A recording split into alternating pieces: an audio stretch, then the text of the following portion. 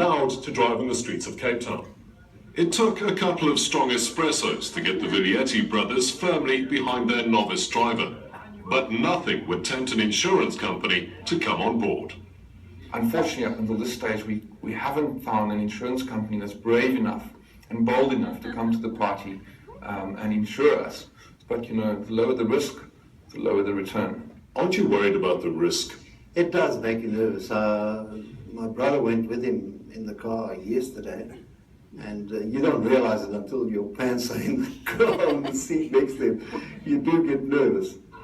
In Hein's world, getting to know the car is literally a hands-on experience. It's all about touch as he feels his way around a car he can only imagine.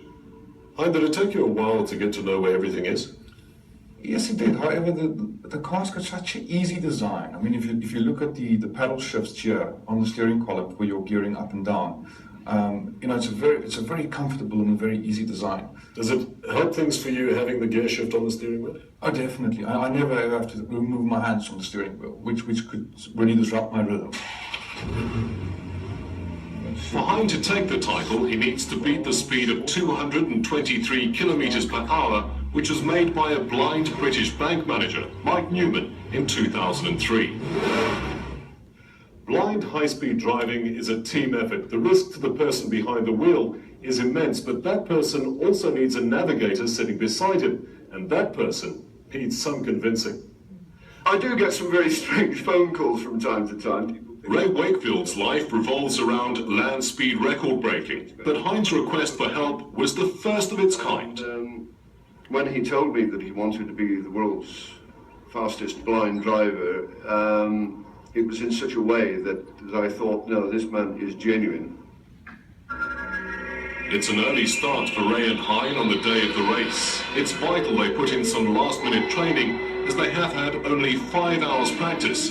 That's the only 5 hours Hein has driven in his entire life. So the team seems a little tense.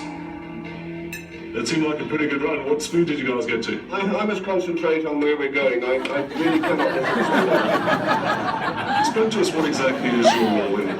As he is driving, I have to tell him how far to go to the left or the right in order to keep the car on a relatively straight line. It's no good just saying left a bit, right a bit. Obviously, we have to give values to this. They've devised a system of numbers where 5 is dead center, the position Hein must aim for. If he veers to the left, Ray calls numbers below 5, and to the right, he calls numbers above 5.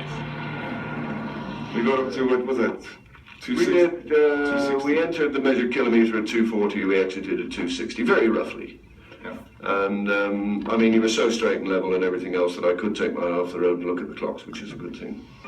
At 3 in the afternoon, it's finally time. As the track is cleared and the helicopter hovers, it's now up to Hein and Ray. Everything is fine. You are on 5.